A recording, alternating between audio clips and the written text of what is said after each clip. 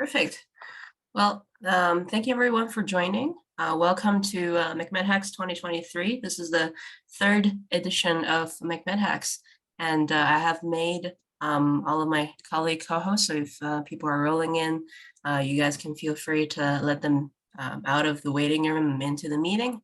And it's pleasure to have our keynote speaker today, Dr. Stine Korreman, here with us. I will just start sharing my screen and do a brief introduction. I'm also very happy to see all of my wonderful colleagues here and supervisors, Dr. Shreen Enger and Farham Maliki over here. So I will go ahead and start sharing my screen.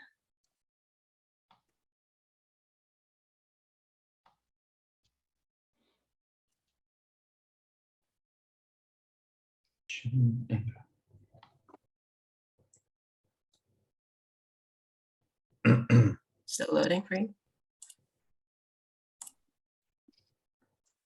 All right. Yeah. So first of all, thank you so much for joining us today. Today is our opening ceremony, and this will be an 8-week program going into August until August 5th. Today we'll have the keynote speaker, Dr. Stine Korreman, and we will, shortly after her talk, we will talk about a bit of the housekeeping logistics for today, and we will have Dr. Shreen Enger and Dr. Farham Maliki to give some opening remarks and take-home messages. That's it. And then following that, we will have a brief discussion and Q&A period. So now, great. It's my great pleasure to introduce Dr. Stine Korreman. She is a professor of medical physics at Aarhus University in Denmark, where she leads a research group working with big data and AI radiation oncology, with special focus on deep learning for auto-segmentation and development of tools of clinical implementation.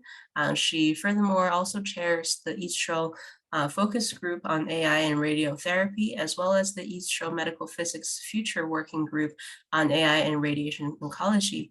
And today her topic of her presentation will be a comprehensive program for transitioning to routine clinical use of AI-based auto-segmentation. And Stine, thank you so much again for accepting our invitation to be our keynote speaker today for the opening ceremony. It was a pleasure to see you again at EASTRO in Vienna this year and heard your talk. I hope Denmark. everyone else will enjoy as much as I did at EASTRO today. And just a note to everyone in the audience, please mute yourself and enjoy Stine's presentation. Thank you. And you are able to share your screen now.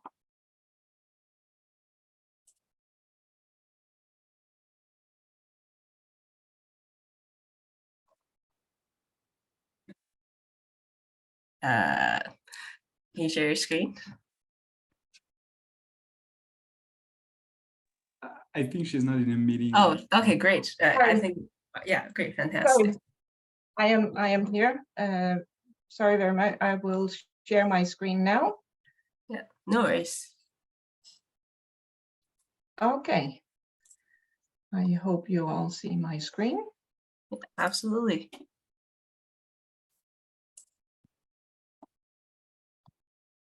Okay, so thank you very much. I'm really, really pleased to be able to be here and to give this lecture.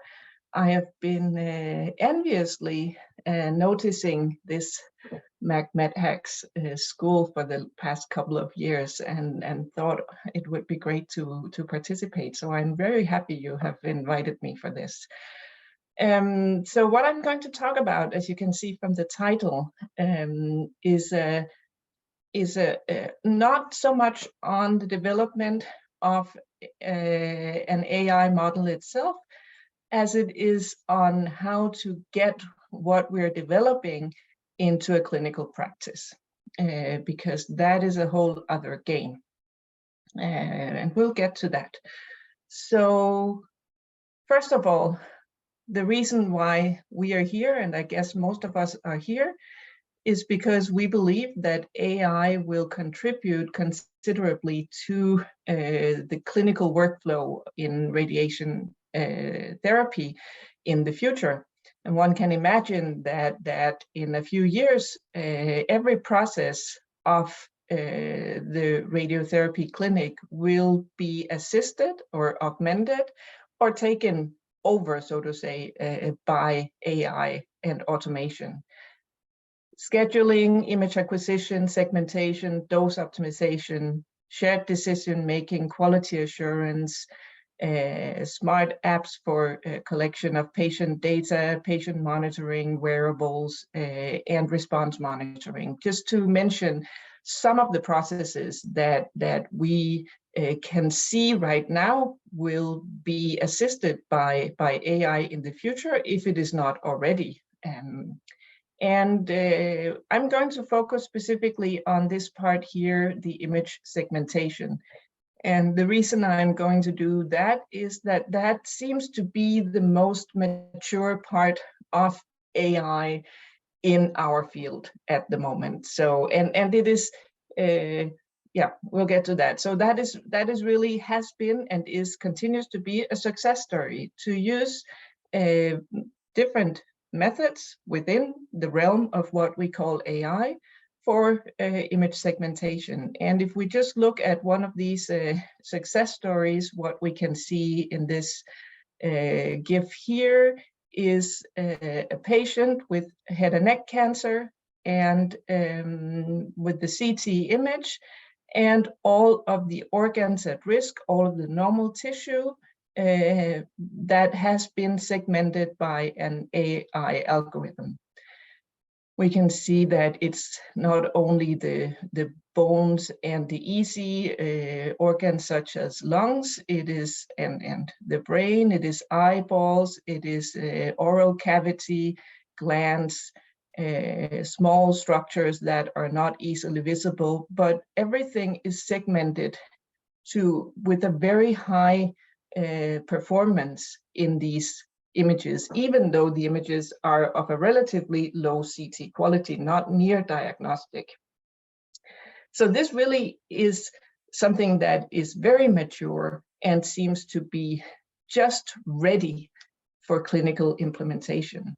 Usually these models are based on supervised deep learning, usually using a unit architecture, and what mostly is being seen now is either using an NNUnet, which is an off-the-shelf model, which you can download, get to train on a few images. You don't really need that many, and you will get a rather good performance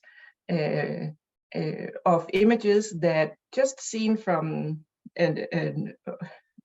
quick inspection, will appear to be ready for use, basically, or almost ready for use, or at least something that could be used by clinicians as a tool, a valuable tool in assisting them in the clinic, instead of having to do all of these delineations and segmentations of organs manually by themselves.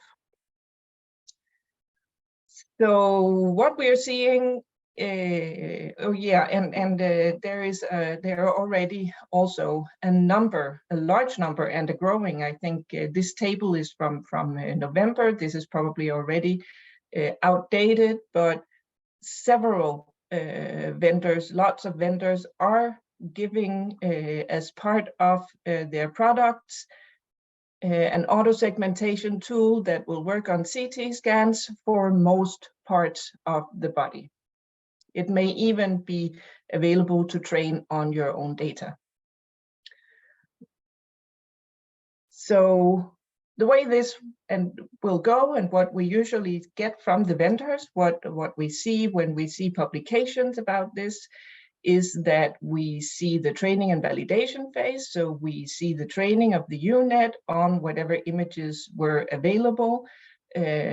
Large number, I've stated here, doesn't have to be. You will often see that these organ at risk models will be trained on maybe just 100 or a few hundred patient images, and you will still get a nice result out of that in terms of of quantitative metrics, which I'll get to in a moment. So we'll see reported the training and validation phase, and we'll see reported a use phase in the sense that there will be an independent test set that the model is fed the new independent images that has not been used in the training process. We will use it to predict our segmentations and get a result out. This will be compared with a ground truth, and we'll get some quantitative numbers telling us how well this performed. This type of information, the training, validation, and the test phase, is what the vendors will be usually supplying us with, or what we will see in a paper that is published, giving us telling us that a model has been used successfully to segment whatever organ in images. So what I'm going to talk about is not so much this, because this is the easy part in my view. This is something that basically we can all do. We can, with a little bit of training, and after you've done this school over the summer, you can maybe even develop your own unit, or you can take one down the shelf. You can download one, train data. If you have data available, get a rather good model. But sorry, I'll get back to that. But what I'm going to argue is that this is just the tip of the iceberg. This part of it, which we will often see reported and most often take as evidence that we have a good model, is a very little part compared to the clinical use phase. So what is required in order to go into a clinical use phase? That is the big issue, and which has been and is discussed not nearly as much as this part here of model development. And I would say that our community is ready to move from this part here to the clinical use phase, and to developing the tools that we need in order to safely and beneficially move the tools that we now have available into a clinical practice. But it's not that simple. And one of the reasons it's not that simple is because predictions are not perfect. And one of the reasons that predictions are not perfect is that our ground truth data are far from perfect. Our ground truth data, this, for instance, is ground truth data for a head and neck cancer patient, as I showed you before. We can get very, very nice results. But if we look at ground truth data, what we have here, for instance, are 6 different oncologists who have all delineated manually the same organs. So for instance, here they have all delineated manually the right parotid gland, and you can see big differences in what they have delineated. So ground truth is not perfect, and also the images that we are feeding will often be flawed and containing, for instance, artifacts which will disturb the algorithm very much to produce results that are less than perfect. So with this in mind, bringing our AI models, and segmentation is just an example of this, from science to clinical practice is not trivial. At our university hospital right now, or during the spring, now it is summer, so it has been extended to be over the summer. We have a large clinical implementation project in which we are aiming to go from manual delineation of all organs at risk in CT images to AI-based auto-segmentation for every patient. So we are aiming by the end of this year that every patient will have AI-based auto-segmentation in routine clinical use. And we have these models that both are supplied by vendors and developed by our own group available to us, which have been tested and appear to have nice and promising results. So can we not just do that? Bring them from the bench to the bed? Well, we have a number of steps that we need to go through in order to get there. Evaluation of model performance, choice of which model is best, a technical solution for bringing our models to the clinic, A legal framework, I'm not going to talk much about that. New work procedures, staff education, quality assurance, how to maintain qualifications and competencies, and monitoring of the use. These are some of the steps I'll go through today.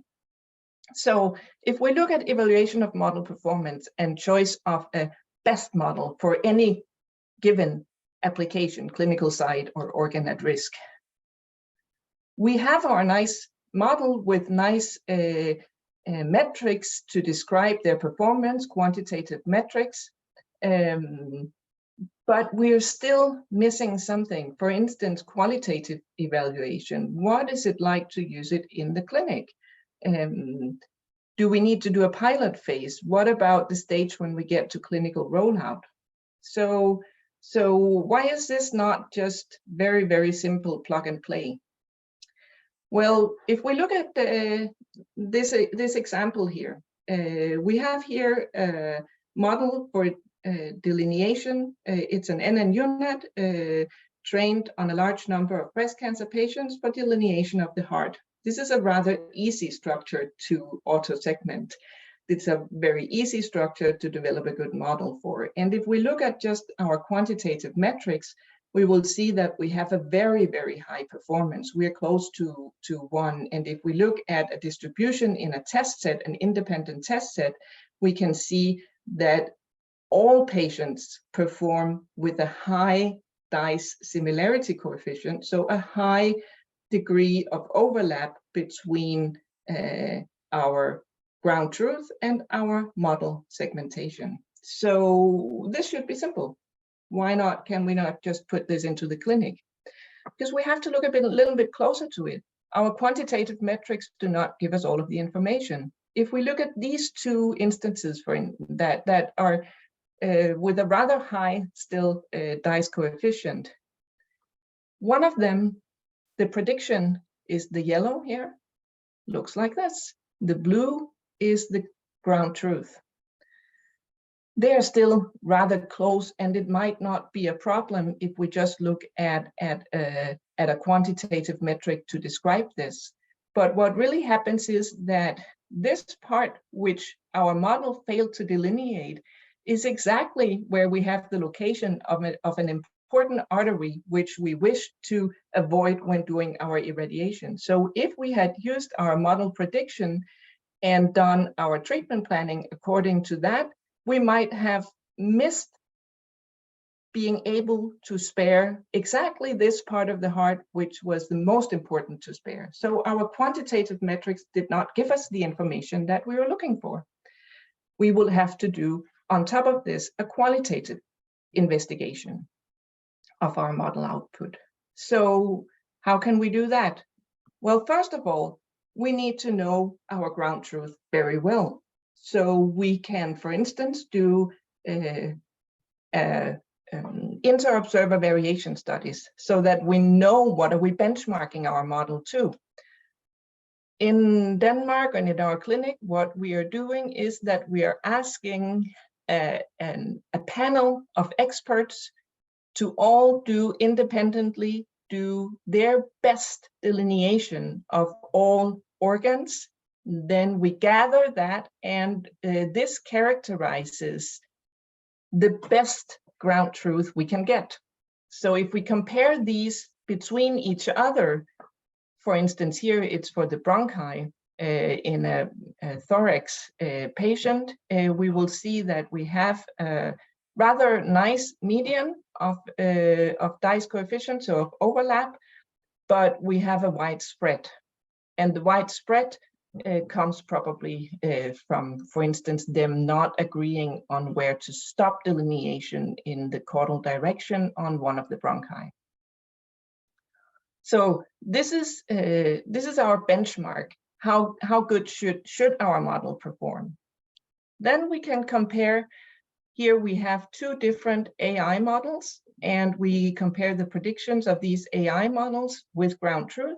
And we see that what we get is a comparable median to the manual delineations. And we are happy to see that we get also a smaller deviation. between patients. So we get a smaller deviation from based on our model than we do from manual. So inter-observer variation is larger than the variation that we're seeing if we produce results using our models. So that's a nice first benchmark for us to do. Then we can look at the qualitative measure. In addition to these quantitative, as I just argued, this doesn't tell us everything. This only tells us this only gives us an idea of how well it's performing. If the bad performance or the failures are in regions where we really don't want them to be, then a qualitative measure may give us something else. So we'll also ask a panel of oncologists to look at each other's contours, so the inter-observer variation, and to look at the results produced by our AI models and to score them qualitatively. Are they are they so good that you don't even need a correction? Do you need a few corrections? Do you need to do major corrections, or would you rather just delete the whole thing and start over in your own delineation? And you can see that when looking at each other's delineations, doctors mostly see that they are good, no corrections needed or few corrections needed, but still when evaluating each other's evaluation, some doctors would skip the whole thing and do their own rather than use another doctor's as a starting point. And if we then look at our models, what we see is that in most cases, doctors will say that qualitatively, only few corrections are needed. Major corrections can happen, and in very, very few cases will it be better to just erase the whole thing and start over again. So this gives us a nice score that these two models would be as good to use both quantitatively and qualitatively as manual delineation. So now we have a good sense that it could be safe to introduce either of these two models. And then we can start looking in detail. What is it that they do well and do not so well? What is it that they would rather have major corrections to that make us want to choose one of these two models over the other for our clinical implementation. Okay, so we are ready now to choose our model. What else do we need? Say that this, for instance, here is a model that we have developed ourselves, and this is the one that we want to implement. Now we need to introduce it into our technical workflow. We need to get it somehow in between the scanner and the treatment planning system seamlessly and without the front end having to do anything. So we need to make a pipeline for the seamless flow of data from the software and to, for instance, the treatment planning system. So we'll have our CT scans. We can, for instance, have a hub where we decide whether to send this CT scan to our own homebrew AI system or to a commercial software. And this may be the one that, for instance, even comes with the scanner or with our treatment planning system. But if we push it through our own, then additionally, after getting a result from this, we'll have to get it over to the treatment planning system. And we will want to have a process where we allow both post-processing, and we also allow that a doctor checks delineations, makes the corrections that are needed, because as we saw, in most cases, they will find that a few corrections are needed in order for a model output to be adequate for treatment planning, and then move it from this checkpoint to the treatment planning system for dose optimization. Right. Next up, having this whole new setup of moving data, scans from the scanner to the treatment planning system with our own AI models and with a checkpoint with a doctor. We also need new work procedures, and it will be new work procedures in every part of the chain that you need to consider whether something new needs to be done, whether it's just the same old work procedure that has always been used, or whether there is something new that needs to be considered. And this can be many different kinds. And we have done, in relation to this, an analysis of all parts of, now this is in Danish, so you will not be able to understand this, but I'll just to give you an idea, from the scanner to auto-segmentation, post-scanning, delineation, checkpoint with physicists, dose planning preparation, dose planning optimization, and dose planning approval. And a number of processes here in this service blueprint are new and were not there before we went to our auto-segmentation. And we have to describe these processes. For instance, it can be new naming to our structure sets, and it can be new information following the structure sets, telling us important information. For instance, which algorithm was used to generate a specific structure, what was the version of the algorithm, and where did it come from. We can maybe have tagging that we need to do within both segmentation and treatment planning, and the care path and the tags that we need to add automatically or manually to determine whether a scan came or a delineation came from either commercial software or our own. So there are a lot of new work procedures which need to be documented and established. And then with all of this, we have education of staff.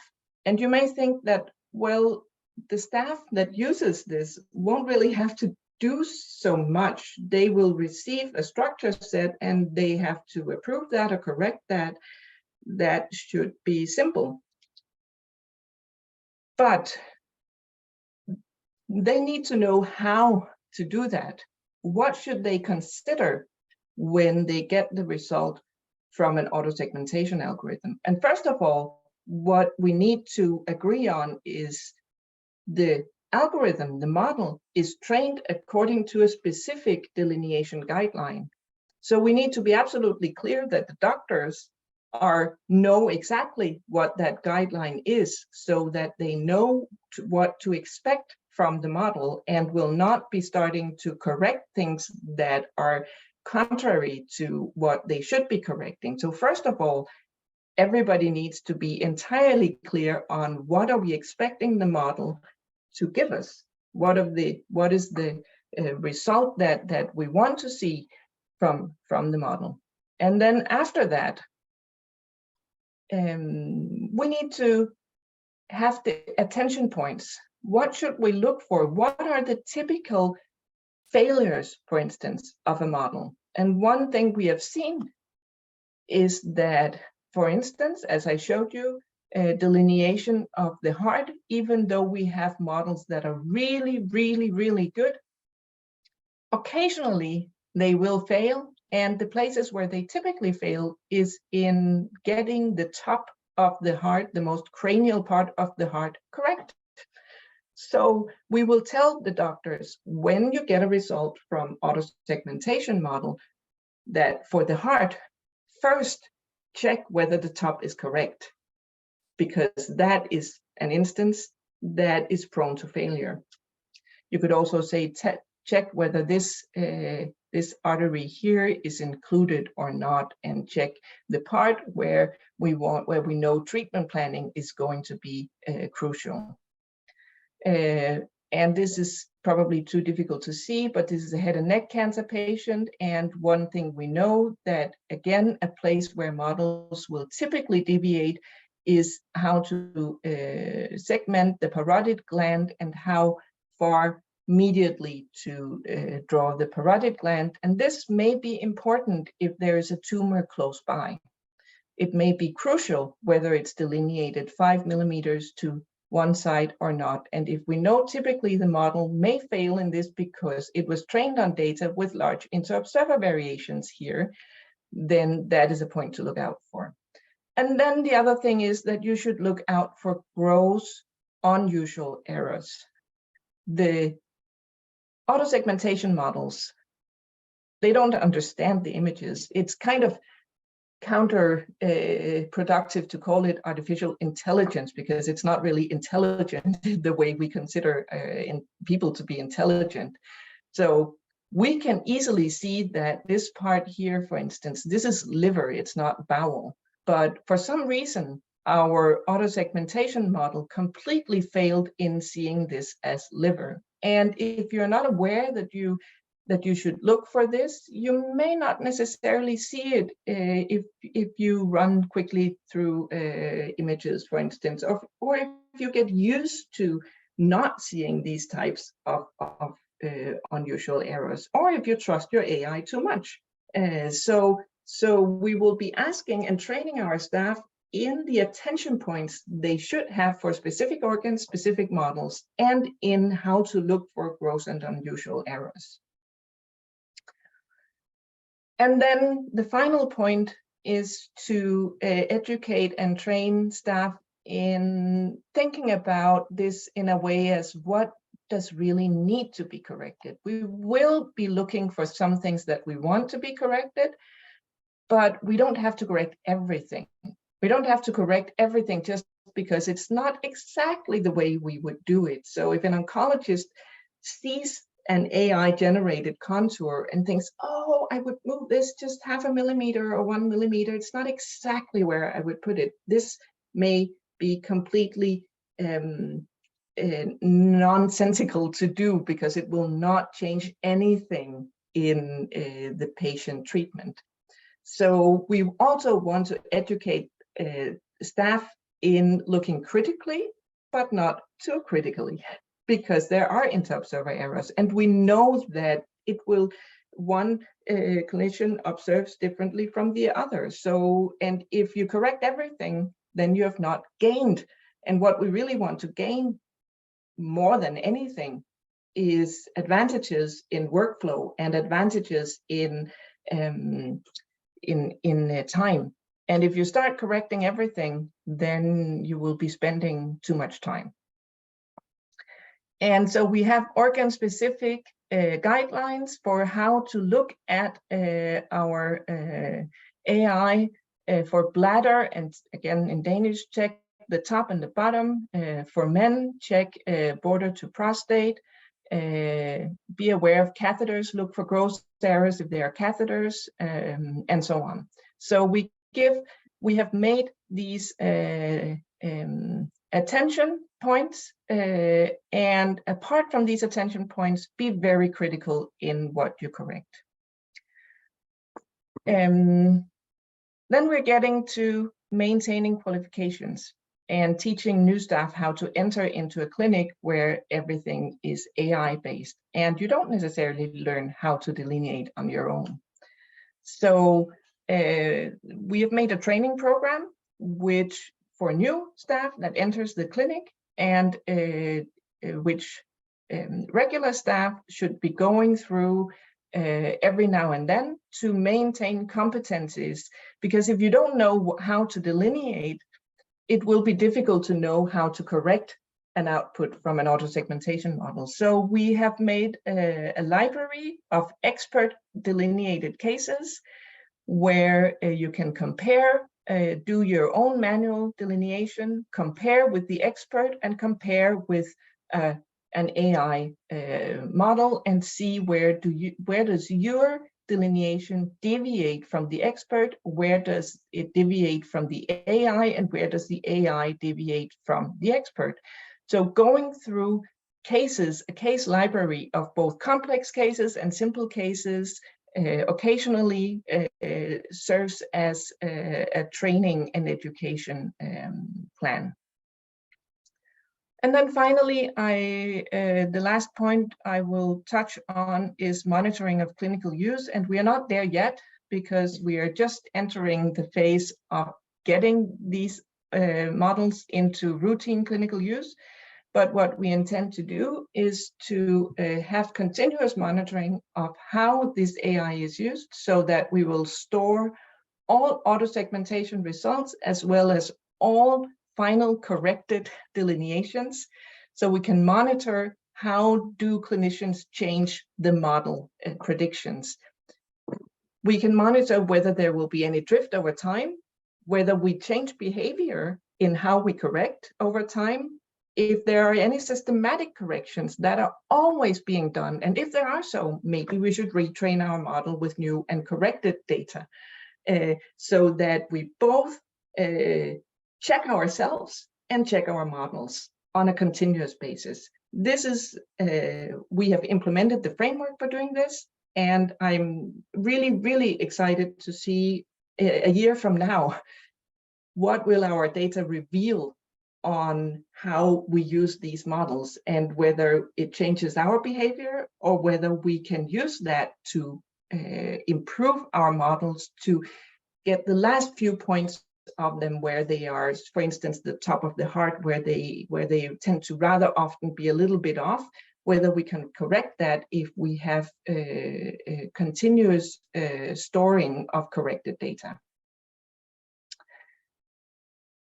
Because we know that AI models have modes of failure, and we want to be able to detect that.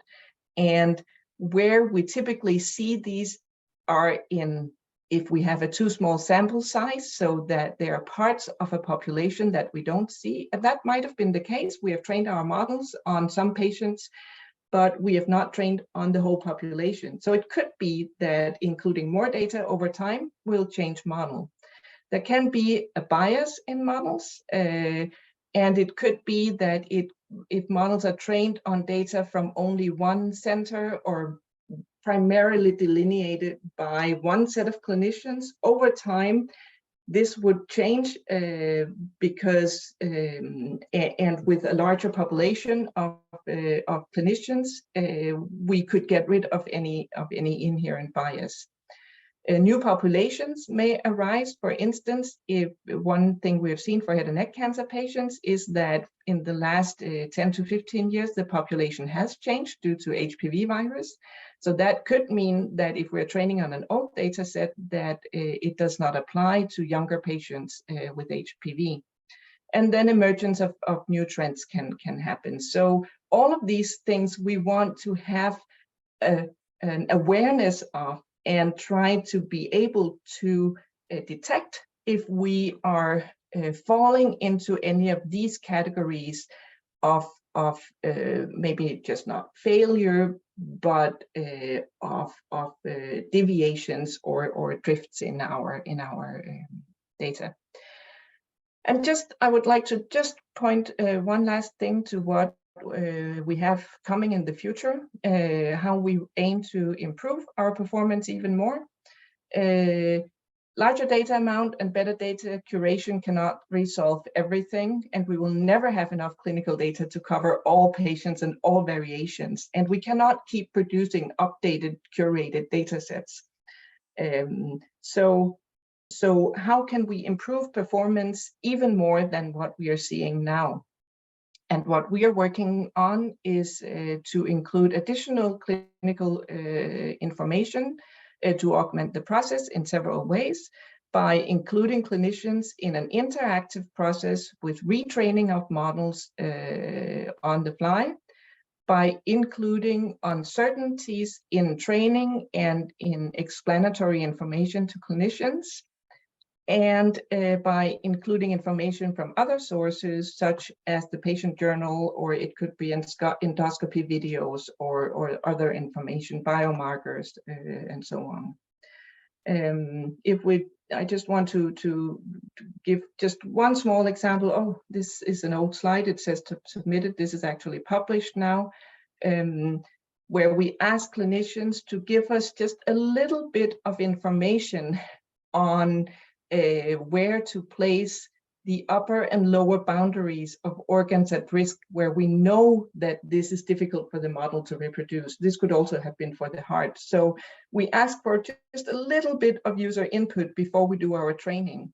And when doing that, we go from having model predictions, which are rather far from our ground truth, to having model predictions, not only where we got the input, but throughout the whole structure that are very, very close to ground truth.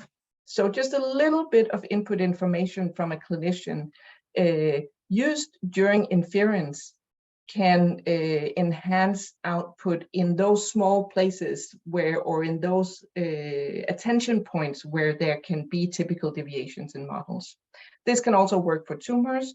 We have a project where we aim to segment, and this is also old, should have said was presented at ASTRO 2023, where we ask clinicians to give us a little bit of information on location, just a dot on a scan, giving us a location of tumor, location of nodes that are involved and that are malignant, and then seeing that the prediction of the model, where here it predicted 3 too many involved lymph nodes in a tumor target, and with the user input, it predicts only the correct volumes as seen from the ground truth. So again, also for tumors models, we can get very, very much better performance by just including very, very little user input. And that was, in fact, the conclusion of what I wanted to share with you today. So going through how we get from this high level that we have of being able to perform auto-segmentation to getting it into a routine clinical use, and how to do that in a smart way so that we can monitor and validate and train and educate our staff, and how to maybe move to the next step of including clinicians in processes where we can aim to solve the last small problems that we are seeing and get the clinicians into the loop to have a human-computer interaction in our processes. Thank you. Thank you so much. Oh, I love this quote. Thank you so much, Stine, for your wonderful presentation. We can start with a round of questions. And I also noticed from the chat that there has been a 100 participant capped for this Zoom account today. I'm very, very sorry about this. So if you were registered on Eventbrite, you have received actually a new email with a new link with the upgraded more capacity.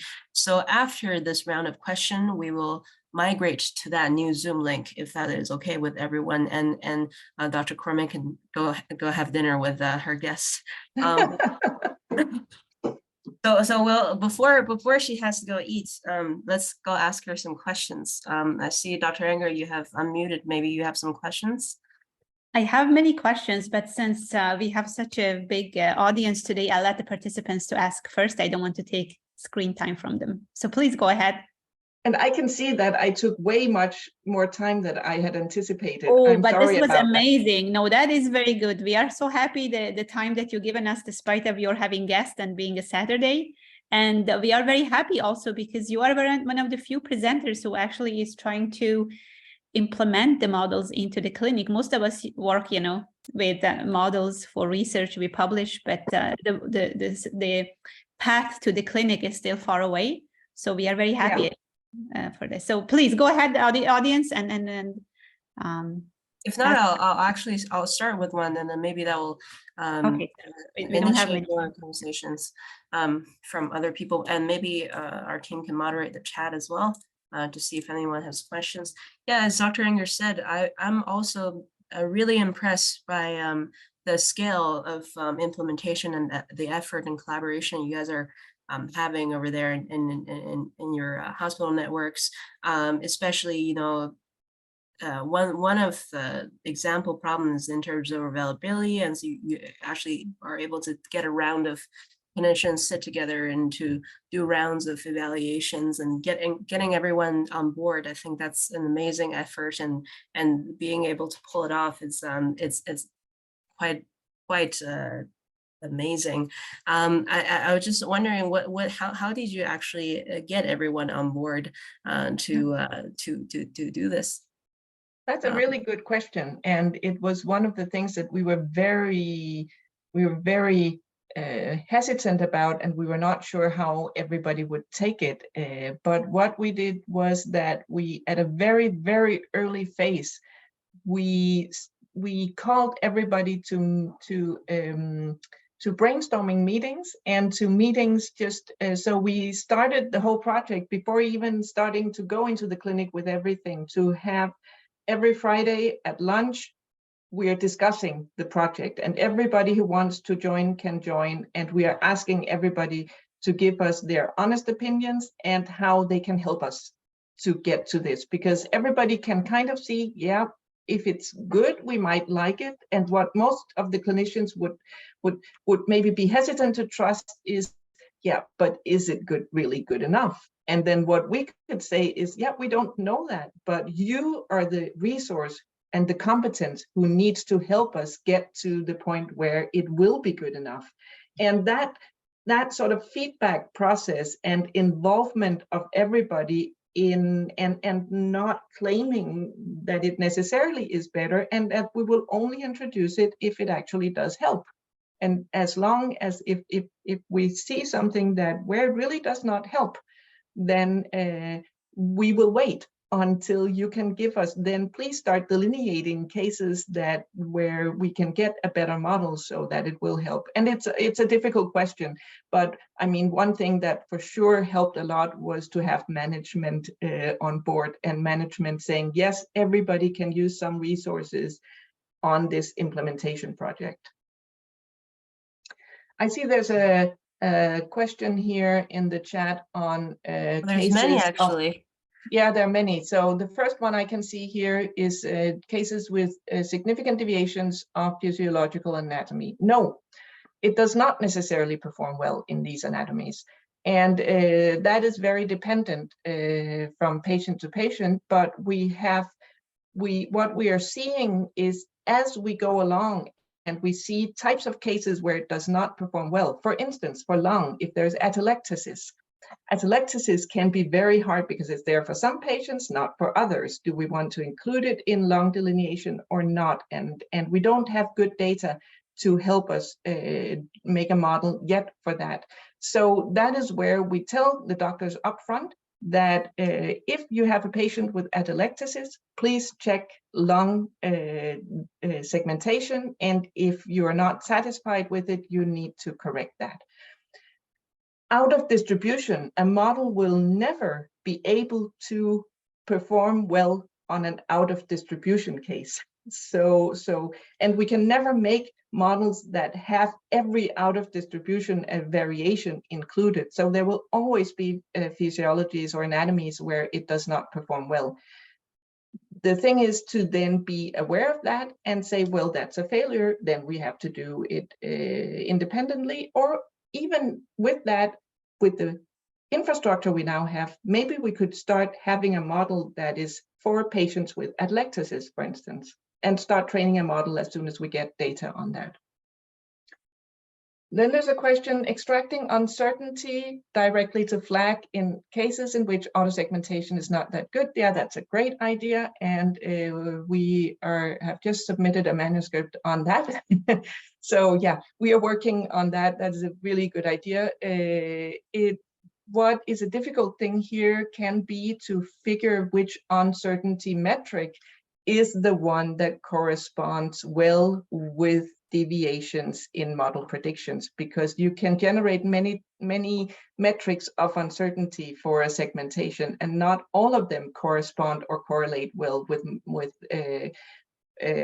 deviations from ground truth. Do you have a mechanism to recognize significant anatomical deviations? We are working on classification models where we will be able to, based on, so we have two types of classification models that we are using, that we can detect if an organ shape is deviating from the standard or from what is within an expected inter-observer variation. So we are working on classification tools for that, where we can detect outliers by cluster analysis, or we are working on a topological unsupervised way of doing that. That is not very far yet, but it's some mathematicians at our university who are working on that. It's out of my competence. And how can we learn manual segmentation? I'm not sure I understand that question, but what we do is that we have this training program of expert cases that people have to go through regularly to maintain what we call it a driver's license for being a delineator, that you have to go through these cases regularly. A possibility for using deep learning based on an autosegmental for accurate diagnosis. I'm not sure I do understand that question. I will move on to the next question. I'm sorry, I'm not sure. Maybe the person could rephrase. How long does each segmentation usually take for clinical scans? I mean, the auto segmentation it's done behind the scenes, and it's directly from the scanner. So it's done while we are waiting, from the scanner to the delineator. There's no waiting time for that. In the clinical manual case, segmentations can take anything from 10 minutes to 2 to 3 hours, depending on the clinical site and how difficult it is.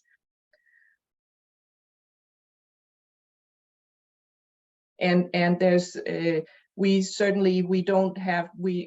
train models, we do have a very large high performance computing cluster, but for inference and for just using models, it doesn't require many resources, and we have a nice and easy setup and cheap setup for that, as long as the model is present.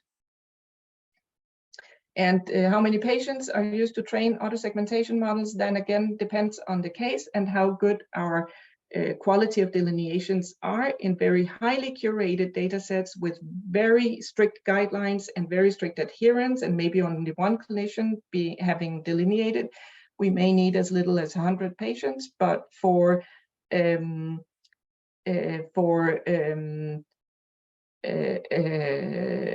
large deviations, and if we don't have a very highly curated data set, we see now that we need at least upwards of 700 to 1,000 patients.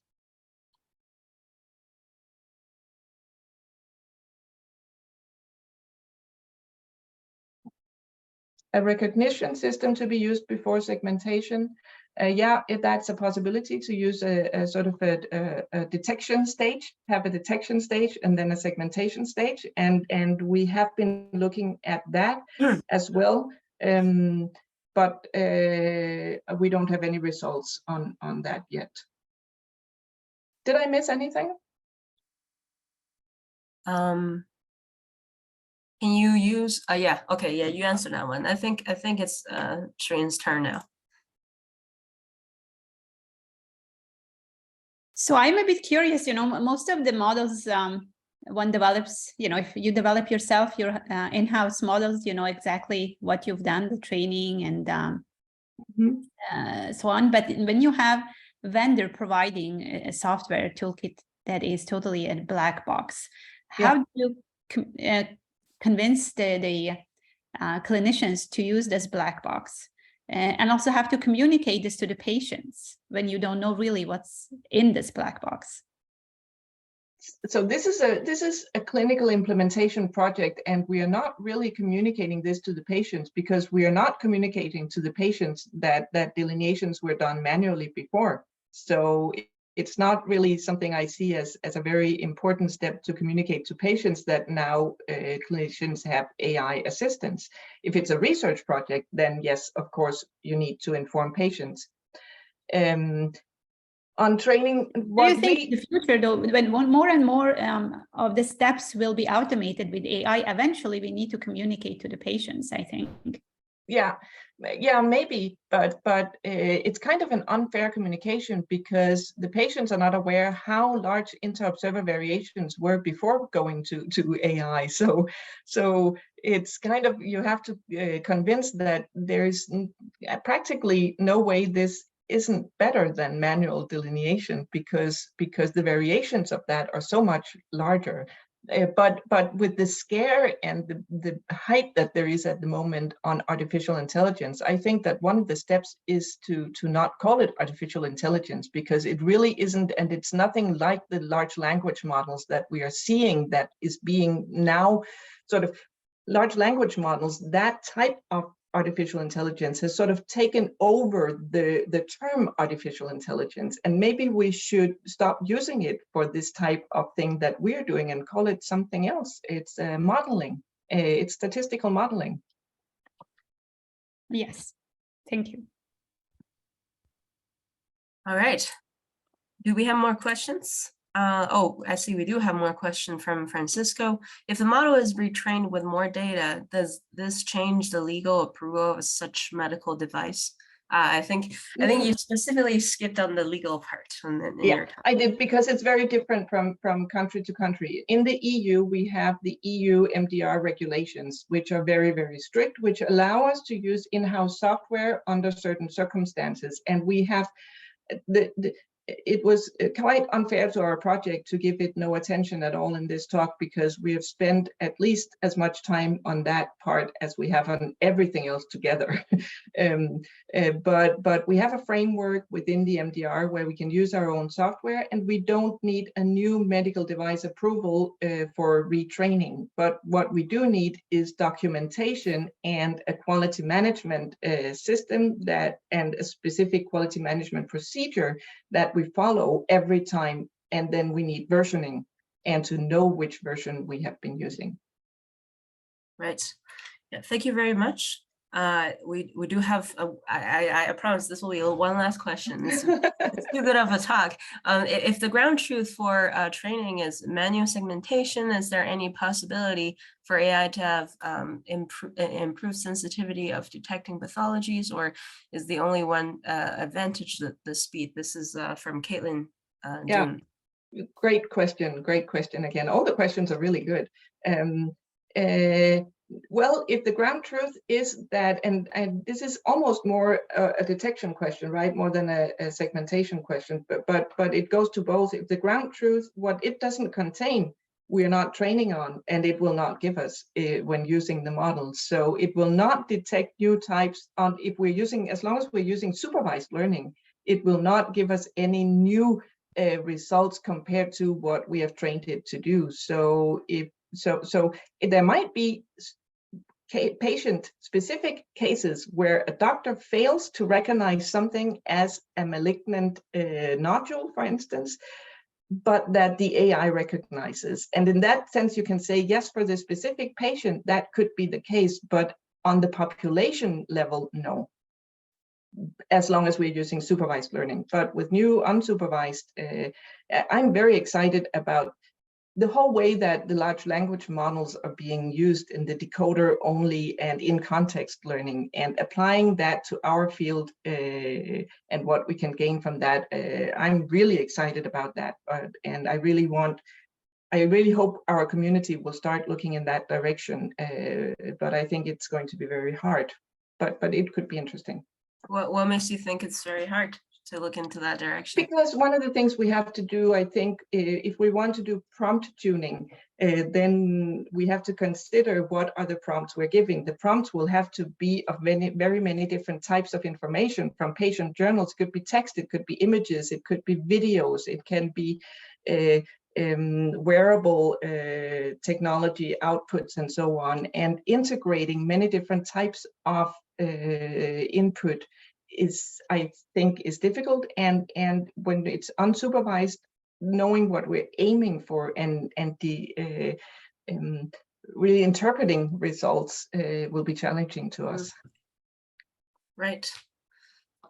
I'm very interested in that domain myself, so that's what I was asking the question. Do we have more question? Oh, I think there we is need. I think yes. Yeah. I think we need to wrap it up. Right. Yeah. I would just like to comment on one thing. The last one here, Greg Salomons wrote that we all base on the same ISO guidelines, and that's exactly true. The MDR regulations from EU are based on the same ISO 14385 or whatever it is that everybody else should be using. So from that viewpoint, many things are the same. Yes. Right. Thank you so much for having me. I will have to leave now, and I'm sorry for taking up so much time. It was a pleasure. It was a pleasure. Thank you so much for thank you so much for your time and answering so many questions. Yes. Yeah. And next time, hopefully, if you we'll see each other at Easter again, or if you come to Montreal, you'll be our dinner guests. And I'd love to come to Montreal sometime. Yeah. Yes, we'll for sure organize that soon. I hope so. Okay, thank great. you so much. Thank you so much. Thanks to everybody. Yes. Bye. Bye-bye. Yeah.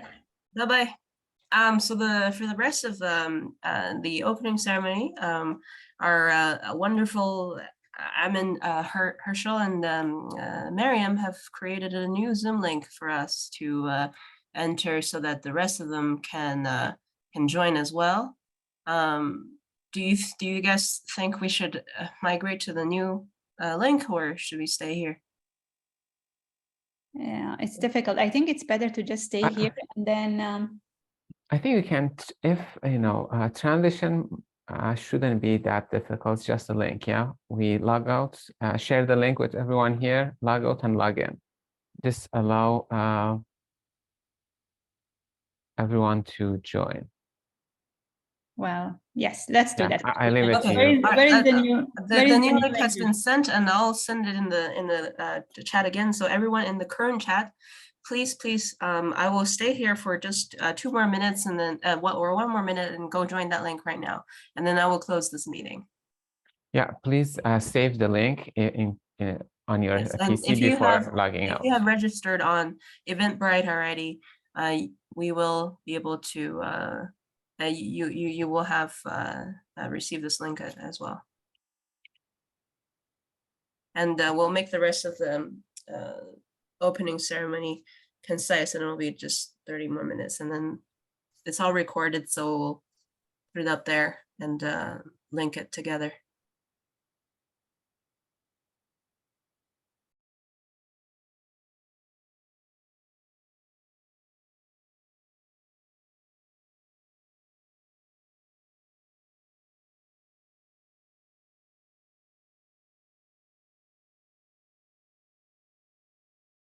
So if you're joining right now, please join this new link, because there was an error in the link before. And then the link you sent on the chat links to this Zoom. Oh shit.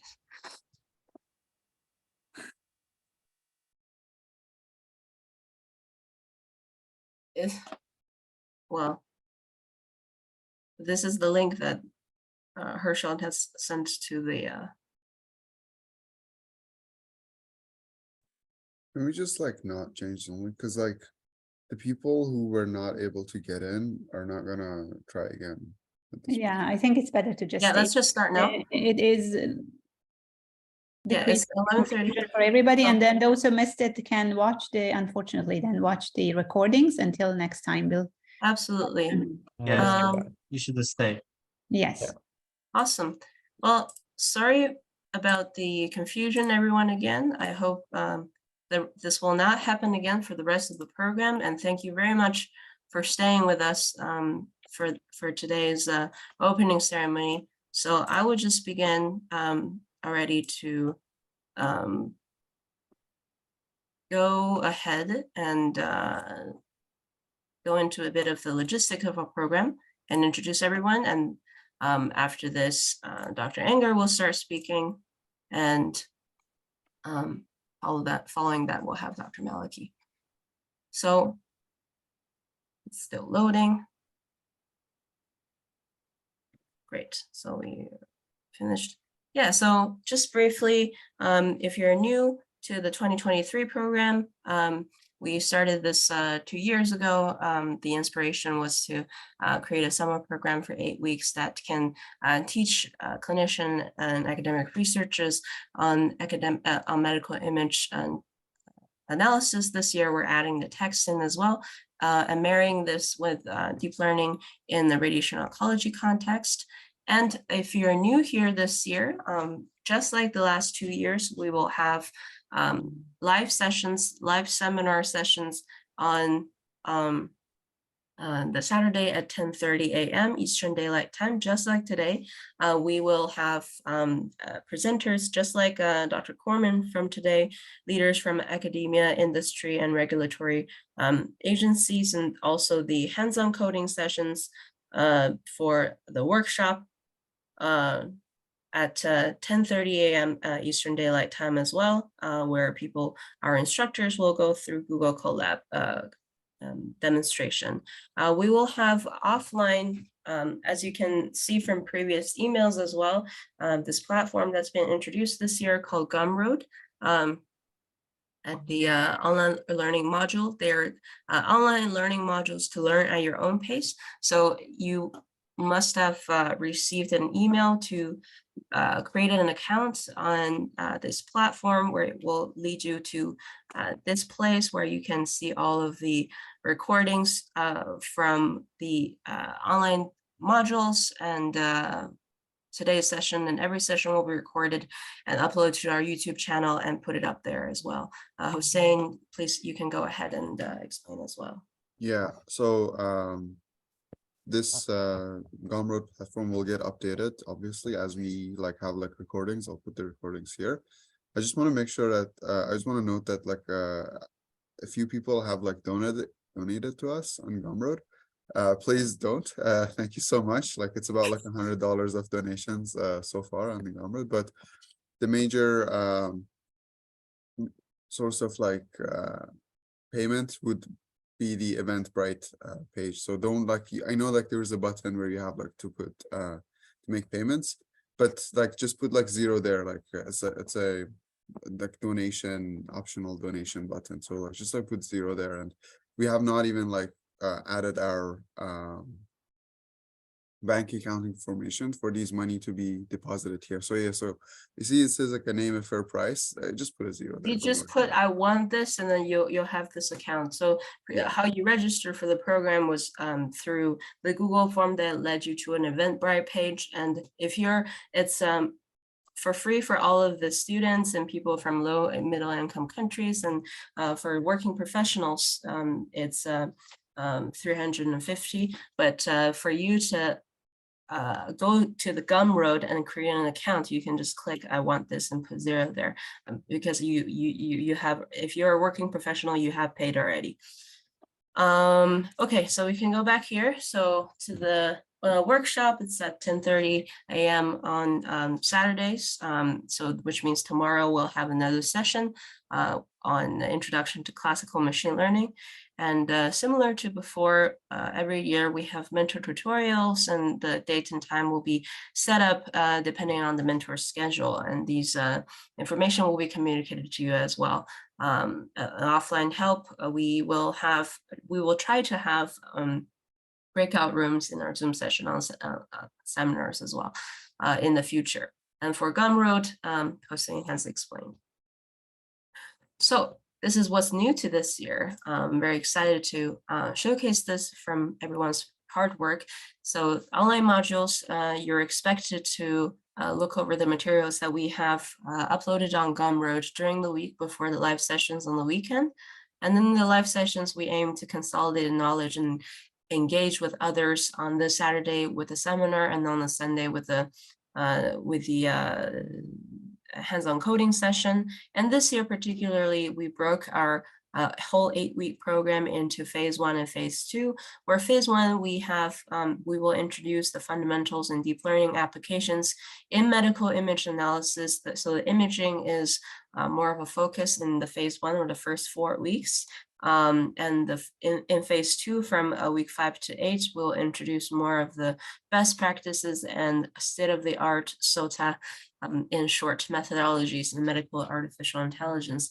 And from phase 1, you will have noticed that from the Gumroad on the online modules, if you were here in 2022, those are materials, some that we have inherited from last year that can help your understanding for the new materials this year. So those are the things that you will need to take a look at before the live sessions. And we will, depending on your time commitment and your attendance, certificates will be issued for both phase 1 and phase 2, and they will be calculated independently. So if you aim to attend for the first 4 weeks, the attendance of 70% of all sessions, as well as the online module, will be counted. You can't just log in and stay for 2 minutes. So we actually can calculate this. So you have to stay for more than 30 minutes at least for that attendance to be counted. And for, as I mentioned before, all of the online modules are on Gumroad, and you can familiarize yourself with that. So if you go on the platform, you'll see what they are. Just to introduce very briefly on the topic for each week, which you can also find on our website. This week is Introduction to Classical Machine Learning. Next week, we'll go to Model Evaluation and Training. The week after, we'll have fully supervised medical image segmentation.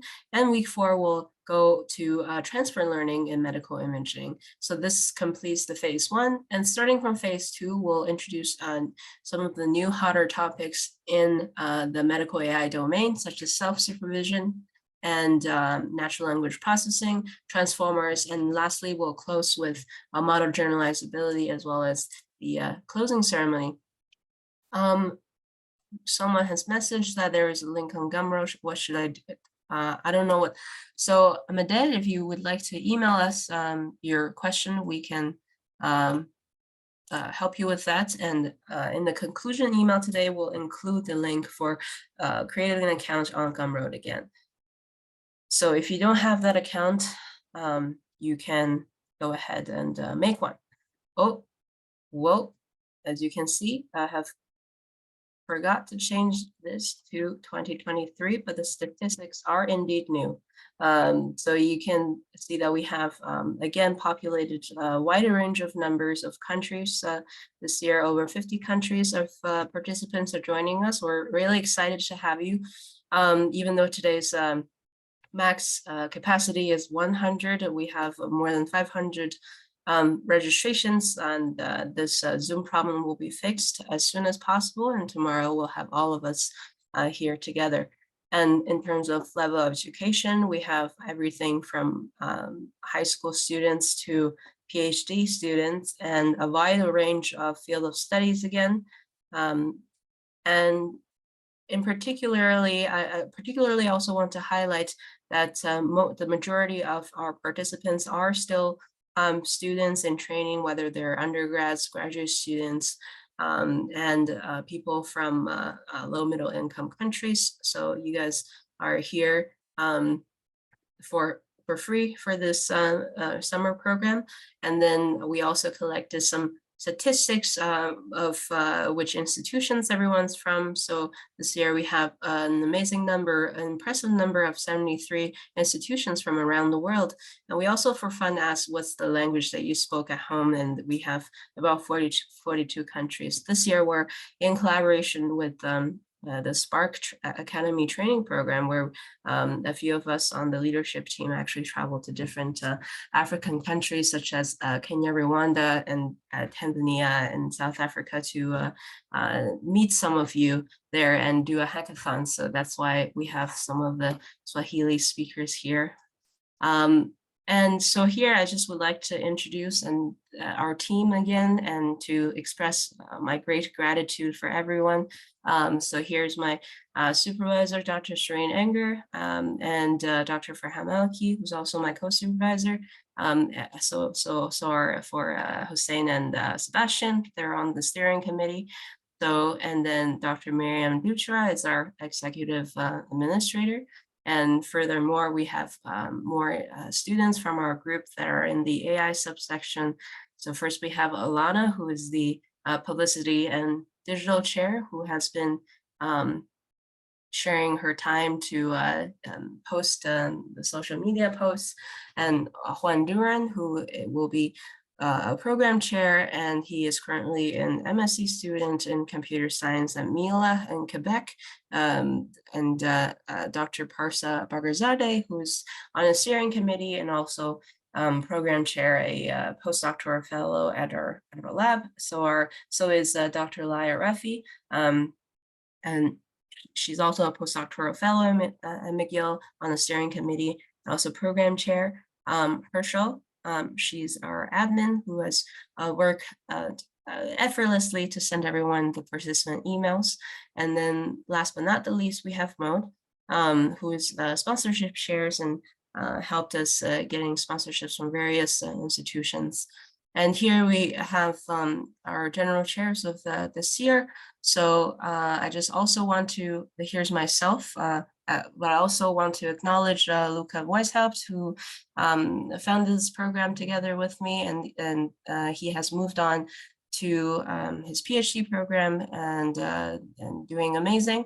And this year we have two new general co-chairs, Hossein Jafarzadeh and Sebastian Kiten, and they have been with us for the past 2 years, and we're very thankful for all their efforts as well. They're both PhD students in medical physics and biomedical engineering at McGill as well. So here I would like to pass the torch to Dr. Enger, who will give a few more remarks of today. And after this, we'll have Dr. Farham Maliki. So please go ahead. I'll stop sharing the screen.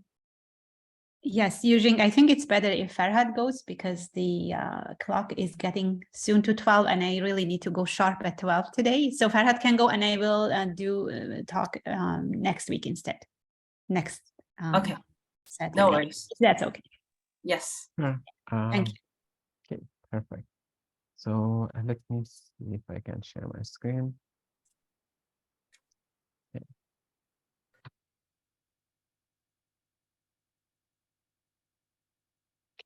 Do you see my screen? Can you see my screen? Yes, we can. Okay, perfect. I try to go through the concepts quickly. So let me introduce myself first. I'm Farhad Maliki, a faculty member in Department of Computer Science at the University of Calgary.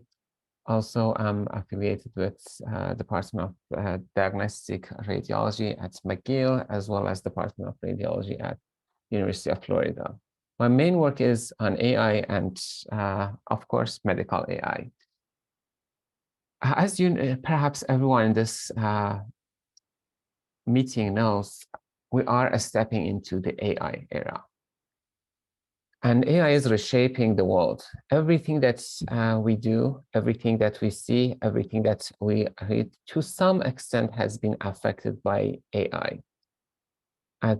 Even if you, let's say you look at this slide, but when I open up the PowerPoint, the way that PowerPoint reshape or redesign this slide is based on AI. So behind the scene, many things are, even when we are not noticing it, it's affected by AI, and that's very important for us to know the knowledge, to not just be the user, but also be a person who is part of this. I like to call it revolution, and something that is going to affect every technical aspect of medical domain as well.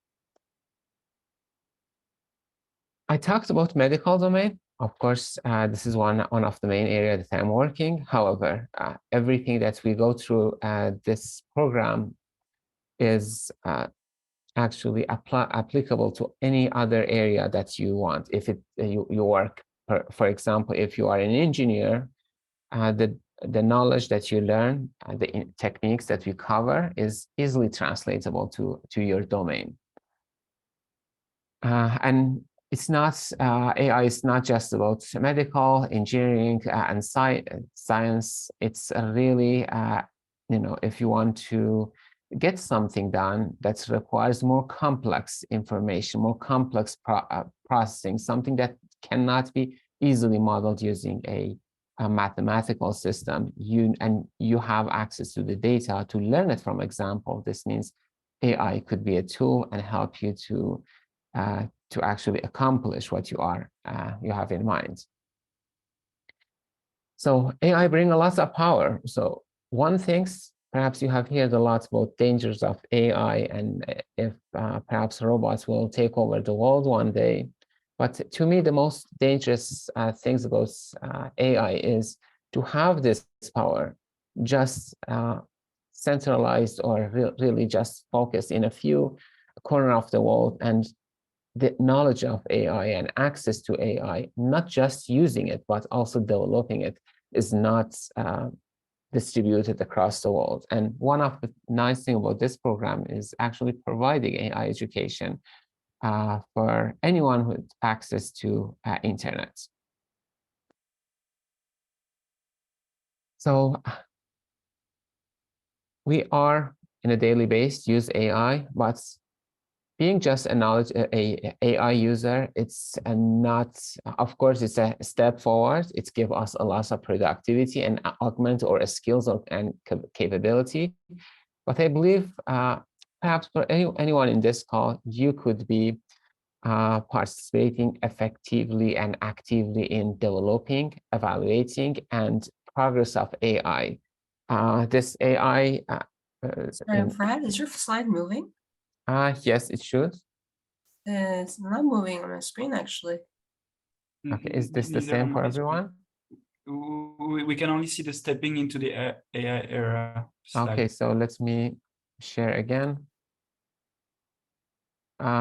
Is it still the same slide? Yes. Yes. Nothing changed. Okay, so that's, perhaps let me stop sharing and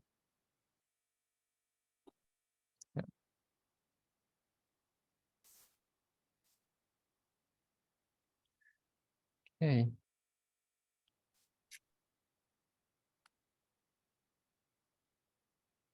Do you see a new slide now? Yeah, now we see a new slide, AI for all disciplines and less. Okay, and it's changing as well. Yes, it's changing. Okay, great. Okay, perfect. Yeah, sorry, today Zoom is not helping us at all. Anyway, so as I mentioned, the knowledge that will be provided for you during this program allow you to actually develop your own models. We go through details and provide you codes that you can actually train your own model by just perhaps using your own data. Something came up regarding manual annotation. Perhaps we'll share some information on how to do your manual annotation if you want to actually train your own model. That's something that our team will share. Of course, the software one, you have the domain knowledge to annotate your data. So the main concept that I want to focus for this talk is the challenges that you are facing. These challenges, as usual, these are challenges, but they can actually, you can see them as opportunity for contributing to the AI domain. The first challenge that you may hear whenever working with medical data is data privacy and security. We are working with patient data, and these data is very sensitive in a way that data privacy, there are many regulation, and following that is a essential component. However, the way that data privacy and security affect the model development is also important. Because of this data privacy, perhaps we cannot come up with million-size patients collected across the world. So that sharing data across institute is very difficult. However, this has led to developing new class of AIs under federated learning. These models do not require you to transfer data from one institute to a, let's say, a centralized a server when the model is trained. Instead, models are trained in each institute, and then these models will be transferred, aggregated to a centralized server, aggregated, and the aggregated server model will be sent back, and this process iteratively done till the model is approaching a good performance. So federated learning is a one approach to actually address this challenge, but this area is open to further research. Bias and fairness is a important aspect. We don't want to, as we never focus on developing, let's say, medicine that excludes a large population in the world. We don't want to do the same thing for medical models as well. If you have a model for any medical procedure, it's important to make sure that we don't have bias and fairness.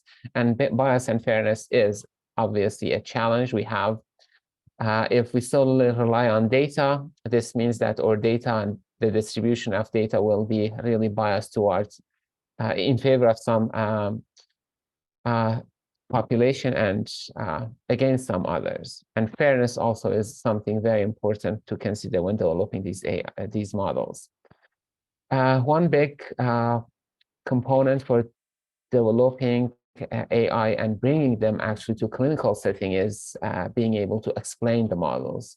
AI explainability is a very important area of research right now, and we have many active research. For those of you who are interested in this topic, there will be many PhD research or thesis that will be people will write in the future on this topic, as this is very important, and not only just for medical domain, but for many sectors. When, for example, if someone apply for a loan for a bank and the model just say deny that application based on current regulation in many countries, the bank should be able to explain why this person has been this application has been declined. So this is not limited to AI, to the medical domain, it's all across the discipline.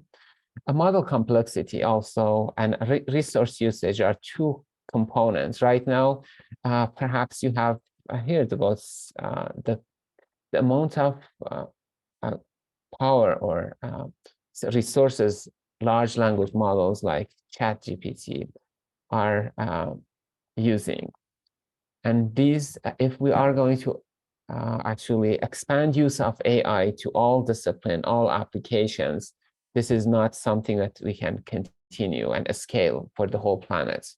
So developing models with less, the model complexity is lower, and also the resource they need to use, at least in inference time, is a key to develop AI models that are generalizable and easy to access, and actually one step for democratizing the use of AI all around the world, because it's in many countries, the access to AI infrastructure might be limited.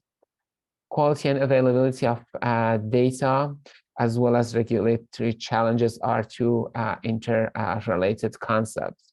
We have regulations that actually prevent from sharing data. However, this, while preserving patient privacy, this might actually be preventing us, or in general, the expert in AI domain, to develop solutions that can greatly benefit the population. So that's a regulation, always is something that need to interact. Of course, change in some domain is, of course, slower than other domain. AI is very fast growing, very dynamic discipline. And Sorry for interrupting. the slides again is not moving, and it stopped right after you shared. Yeah, so I think that's we have a lot of issue with the Zoom. I can't. Perhaps if I want to keep that way, I should unshare and share for every slide. My apologies. Maybe So Farad, like don't And use maybe you can the- just unshare your screen and continue talking. We're this far anyway. no, so- but like you could use the like you not slideshow, like just like go to the next slide like normally, you know, instead of using the slideshow. I think it fails when you use slideshow. so how about now? Is this No. the same? Okay, no, the problem is It's not okay. the It's okay. slide is Zoom. Yeah. Yeah. So maybe it's not a bad We idea. will upload everything, and as well as recording today. We're very, very sorry about all of this, and we'll send everyone an email after. Yeah, no worries. That's Zoom. It's okay. So as I mentioned, scalability. These solutions, if we have a solution that we cannot scale it, is a challenge. AI requires a lot of infrastructure, and when we want to scale high demands models, it is a very challenging component. So being able to develop model with lower capacity, lower complexity, and less resource demanding, allow us to scale our model. Robustness and reliability. We want to have models that are actually capable to be robust against variation in input data. If we develop a model that's only work for high resolution or just devices that are offer very high resolution images, for example, in medical imaging, this model might not work well for a lower resolution or older version, as well as we always have noise. For example, if we have, because of, for many medical imaging, noise is part of the nature of the data. So the model actually should be able to be robust and reliable for dealing with those. And the last but not the least, generalizability. If we develop a model and we report a high performance, can we get the same performance when we apply the same model to unseen data, a new subset of data? And one thing here is very important to note that when we design a model, if we design this model for let's say, as a general tool, this means that this model should work for everyone on the planet. So if the model have been trained just for one population, it is possible that this model will fail or do poorly for other population, because even the nature of conditions or disease or anomaly is different across populations sometimes. So that's something to have in mind. Plus, we have systematic difference when it goes to the, let's say, medical imaging from different countries because of different infrastructure. So that's also something to have in mind. If you develop models that are generalizable, those are models that we can move to clinical setting. And model generalizability, in my view, is the main actually factor preventing moving from the let's say, research domain to a clinical setting. Perhaps if you look at the literature in AI and medical application of AI, you see a lot of models on any specific abnormality or disease that's claim high performance, actually very good results. But why they are not in the clinical setting? One main factor is they are not generalizable well enough to be deployed, actually. AI will be perhaps a moving factor for many industry and discipline. I foresee down the road in the medical domain, not using AI as assistant would be considered malpractice. So AI is not going to replace experts, but it is going to be a tool used by all experts. Of course, experts that are able to update themselves, be able to actually learn to how to write the correct question, write the tools effectively. Those will have a competitive edge for future. How to succeed in McMedHacks program is the final things that I want to add here. So here you hear in this program, you hear a lot of talk from great people with having 10 to 20 years working in AI domain and in the medical side as well. If you go through a talk, more specifically for the technical talk, we have codes and we try to actually give the power to all of the members here to implement these models on their own and not just have just the terminology knowledge, not just be a person who learn on the surface, but someone who can go deeper and deploy and develop these models on their own. Learning by doing is the key when it goes to AI. If you when we provide this content, if you can actually implement them on your own, even if you go through a data set that might not be exactly what you are interested right now, it will be helpful for you to learn different components of these models and hopefully train this. And put what you learn into practice. If you are interested in a specific research question, if you are interested in a specific problem or domain, it might be a great idea to team up with people with expertise and knowledge from that domain and put what you learn into practice. And that would be the key for moving from someone who is learning to someone who is actually able to implement, design, and perhaps deploy these models in real world. Once again, my apology for the issue with Zoom and not with the screen sharing. Hopefully, we'll share the slides, and hopefully these issues with Zoom will be resolved. Thank you, and back to you, Eugene.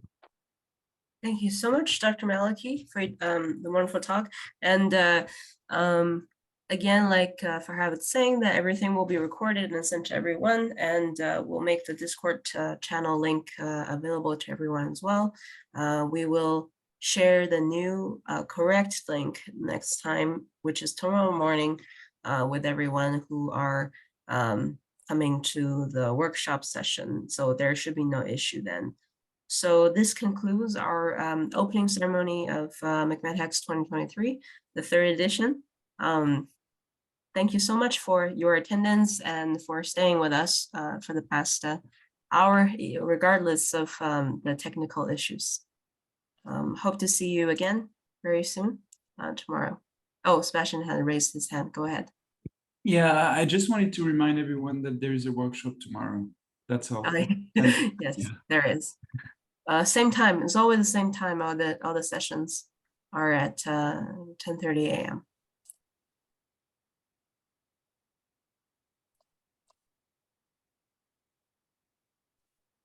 Perfect. And this recording will be uploaded to YouTube, and we will share everything with you guys.